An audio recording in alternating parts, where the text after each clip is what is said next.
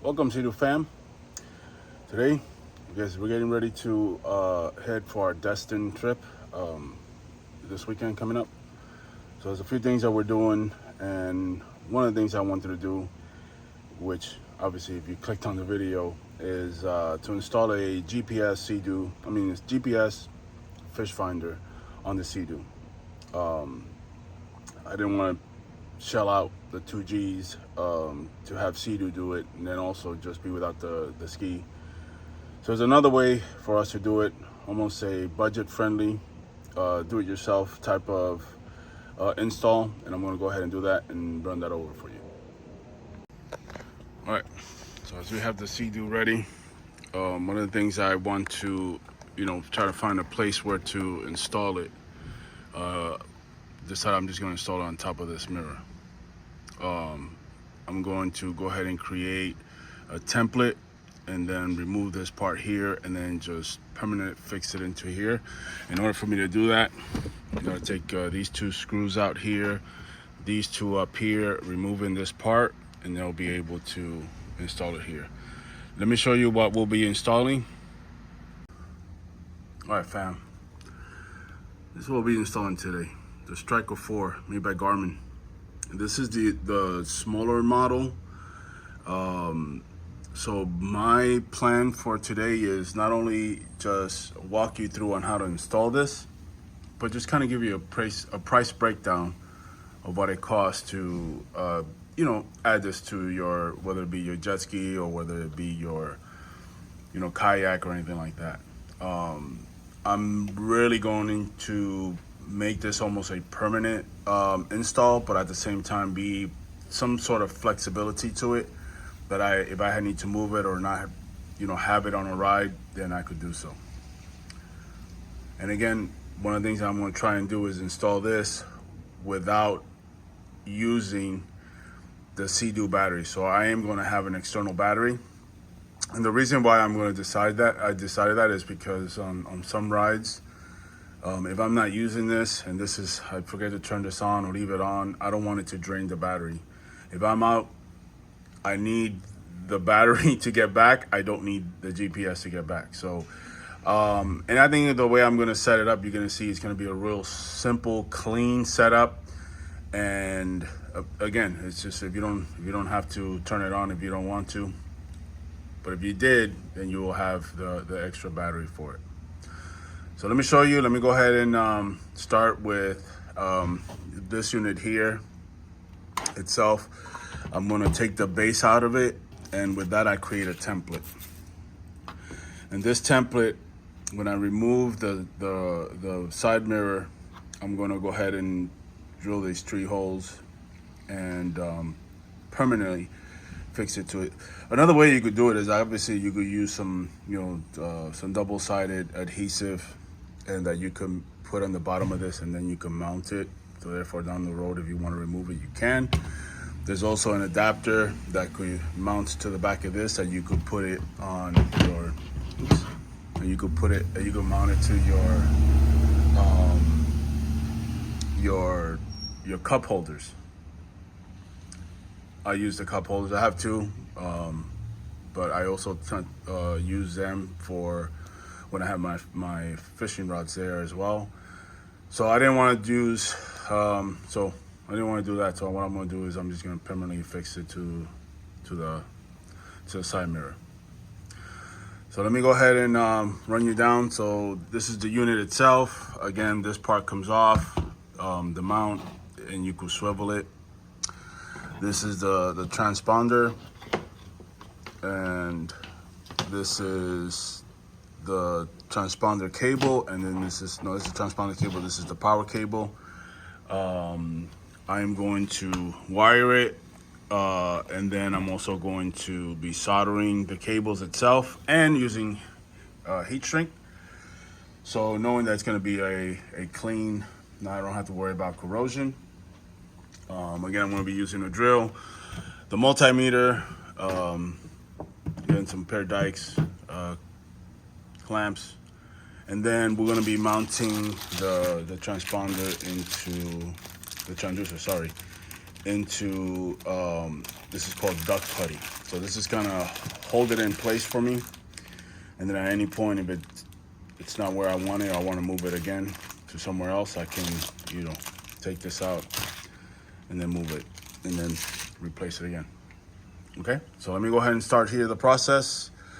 And again, I'll put down the prices for everything at the end, just kind of give you a breakdown of what this cost. Once this is all done, I'll take it out to the lake and then I'll be able to test it and see how it functions. So hope you guys enjoy this type of videos, and if you do, just give me a like, maybe subscribe to the channel if you like it, and maybe leave a comment as well of anything else that you want to see from me to do. All right, let's get the process started. All right, fam, once we and again, once you loosen these up, you just kind of push back and up and it should pop right out. This is the unit itself, and then it has a screw on either side. I removed this screw here. Once I remove this screw here, this unit here, this, you pull it back and it pops out. And this is where we're going to mount it. I already kind of put the template here, but I'll do it again so you guys can see. And then this is where we're going to drill our 3 holes for the base, and then it'll be fastened. Once we have that, we're going to run the cable through this hole down here and into the hole, and that's where we're going to reside the external battery. So let me go ahead and drill these 3 holes here, and then mount this again, and then I'll take you back from there.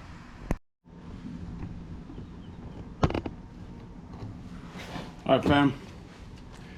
So I went ahead and I took my template and I measured it again, just kind of the border right towards the end, and just kind of in between this post right here that mounts or holds this piece to the mirror itself, and just ensuring that it's going to be like in the center of my 3 holes, but yet again as closest to the edge as possible. I went ahead and I marked it. I'm going to go and grab my smallest, second smallest is a 332 drill bit, just so I can make the pilot holes.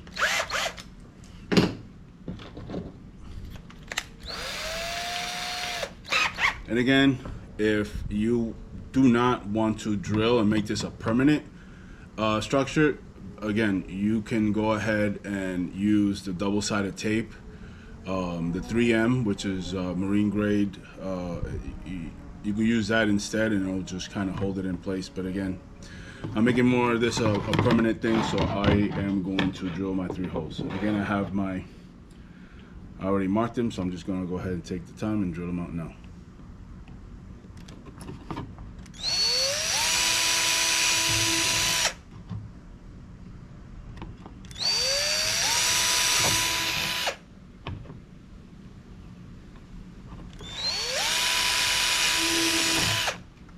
Let me check my work, and as you can see, it's right in the middle of it.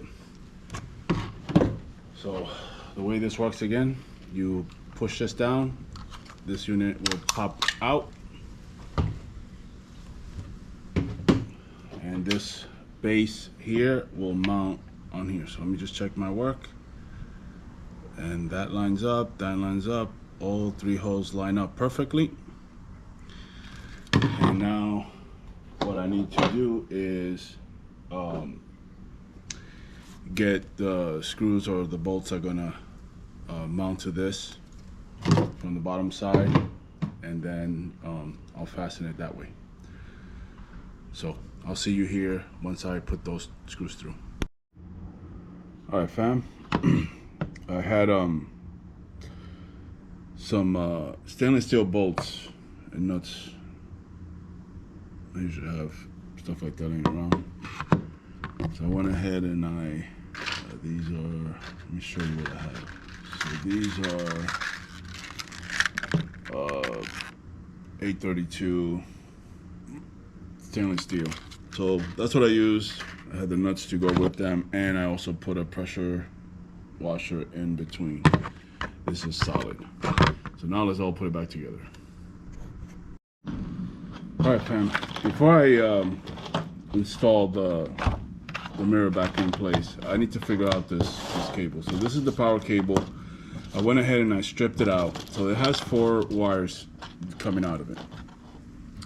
These 2 are data. You don't have to worry about these. These I'm just gonna go ahead and wrap them up like this and tape them up and just put them away. I don't have no need for these. This is what I need. I need power and I need ground. So as you can see, I stripped these out a little bit because it wasn't stripped out long enough. And now what I'm going to try and do is I'm going to match red wire with my red wire. And this is, I believe, 16 gauge wire. And then I'm going to do the black side with the blue. And this is just to kind of avoid confusion. I got a red spade that's going to go with the power. And then a blue spade that's going to go with the ground. So this will all keep it all uniform. And then what I'm going to wind up doing when I finish these connections here is I will be using heat shrink. So I'm going to solder these, the connection, and then I'm going to heat shrink over it. So therefore I know that it's not going to be getting corrosive from being out in the elements or any loose connections here. This is what we're going to do. So let me put this together and I'll show you how this it's going to look before we install it on the Sea-Doo. All right, fam. I completed it. As you can see, this solder does have high flux, so it's nice and clean. Now we're going to put the heat shrink over it. Same thing on the red side. And then we'll hit it with the heat gun to ensure that it's proper. And then again, this makes it so easy, you know, red to red and blue to ground, so that way when you are removing it and putting it back on the battery, there's no confusion. So let me go ahead and get this shrunk, and then we'll start the installation. All right, let's mount it back up. There's the mount. Then I put the little pigtail out through here, give it enough so I can reach the unit itself. And then it's gonna be, once it's mounted, it's gonna be ran through here and through this area right here and into the hole. So let me go ahead and start putting everything back together, and I'll show you how that looks, and then I'll show you what I did with the battery. All right, guys, I want to save you a little bit of headache. So before you lock this in place, we have the power cable. We still need the transducer cable going through. So the transducer cannot go inside the front of the hull. It has to go into the engine bay. So there is enough clearance here that you can run your cable through. However, before you lock this and you start bolting it down, go ahead and run your transducer cable, get it to where you need, so that way you don't have to go back and forth and undo everything. So just a quick tip for today. All right, fam. Got the transducer cable through. Both of them are up. Come down here. Everything's tight. Now I can tighten it up. All right, fam. Hopefully you can see it better with this camera. So this is the battery here. Got the cables coming down through here, and obviously I'm going to wire tie all these. That's not a problem. Battery comes down here. This is a battery that is a 12-volt battery that I got for when I fixed my kid's scooter, electric scooter. These batteries, I think they were like 20, 22 bucks. Very light, very compact. So this is where normally I think the first aid kit for the Sea-Doo comes in. So it has this strap in here. I used that strap, and then I went ahead and bungee cord from the outside strap. This is solid in here. This is solid. That ain't moving anywhere. So I mean, but then again, this the only way to tell is you're taking it into, you know, test driving it, which we will. So I went ahead, I made all the connectors here, put the connectors here. Obviously the red with the red, which is the power, and then the blue is your ground. And then I got the unit mounted. I'm gonna go ahead and test it right now and see if that works. And that is with the hull closed. I went ahead and I connected them. let's go ahead and turn it on and see if this works. So hit the power button.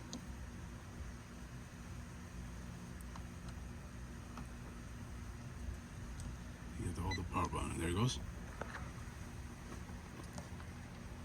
It'll get brighter here. I could see it where it says Garmin. There it goes. Oh. It picked up the transistor because I already have it plugged in, so which is good. All right, that's not a problem. Let's back this out. Let me go ahead and start working on installing the transducer, and we should be good. I'll show you here the completed project. All right, fam. Now we're gonna work on the transducer. We just gotta remove all these torque screws. Just remember when you get to these front two there's a 10 millimeter nut that goes in the bottom. Please don't drop it because it'll be hell to find. So I already got those out. I'm doing these here, and then I'll open it up here in a minute. All right, fam. So there's not a lot of room to work in here. They find that little space right in there. It looks like it's this hose that's above it. I can relocate that hose, move it a little bit, but it looks like it's a clean spot right there for me to work with, and looks like that's where I'm gonna put it at anyways. It looks like it has the outline anyways for the factory transducer. So I don't know if you guys can see that. Right there, that little space right there. So that's what I'm going to put. I'm going to go ahead and clean it up with some alcohol, and then go ahead and again, I'm mounting this one with the duck putty, so it should hold pretty good. Should hold it in place, and should work from right there. So it should be when the ski's in the water, should be just below the water line, which looks like that's where it needs to be at, and I think that'll be a perfect spot for it. So we'll try it. All right, fam. There you have it, installed. Now I'm going to go ahead and start the wire ties, clean this up, see what it does. All right, guys, here is the final product. There you go. So transducer is working. Obviously we're not dry, we're not in water, but it's working as needed. So just gonna go ahead and kind of play with it now and just kind of look at just the different options. If I hit this, be able to see. I mean, obviously one of the drawbacks is the water temperature is not going to be accurate because obviously it's not hitting in the water. But for the most part, for what I need it for, it's going to be great. And again, just a couple of, just to remind a couple of the videos I have up. So just the cup holders I installed. These awesome mats, JM Wake custom mats did for me. I installed them. I got videos on that as well. So let me break down everything for you. Well, guys, that took about a little longer than I expected. Almost about 3 hours. Again, I was just taking my time. It's really, really hot out here in Florida today. As you can see, I had to put the canopy up just so I could work in the surface, not give me third-degree burns. But just to kind of break everything for you as far as prices, I wrote everything down. So the striker itself, I bought it at Cabela's. It was $108. I have $50 gift card. Here's another tip. Any birthdays or holidays, just ask for gift cards. I go hunting a lot, so usually I always carry a few Cabela's, and I'm not just giving them a plug, they don't pay me for anything, but I usually always ask for Cabela's gift cards. I always have them, you know, I always run out of bolts for my crossbow or arrows for my, so it's always good to just kind of have those. So it was 108. I had a $50 card, so it came up to $58 plus tax. Screws, just bolts, just to kind of hold everything down, was free. I had enough of those around. The solder and the iron, just to kind of do the connections, that was free. I did go to Lowe's in between miscellaneous screws was $7.49, and then wire and butt connectors $8.49. Wire ties were free, so it's really under $75 to do this project here. Now that's not including the battery. The battery I had on me because I ordered an extra one, and that battery was 1979 off of Amazon. It was a 12-volt battery for a scooter that I fixed for my kid so he can, just run around. So the battery I already had. So for under $75, I just installed a GPS, fish finder. Looks really good. I'm really, really happy with it. The mount, where it's at, the battery, and how I'm really stoked and ready to put it in the water. But again, for under $75, you cannot go wrong, And again, the transponder I have installed with a duck putty just to kind of hold it in place. I see how that holds up. I'm not sure once we go into Destin, when we go open ocean, the waves and things like that, how it'll hold up. But it looks good. I turned it on, works like expected. It's a battery that I can just easily pull off and just kind of recharge. So let's see how it goes. So, but again, for under $75 on your Sea-Doo, now you already have halfway to having a Fish Pro. So let's see how it goes. But I'm really, really excited.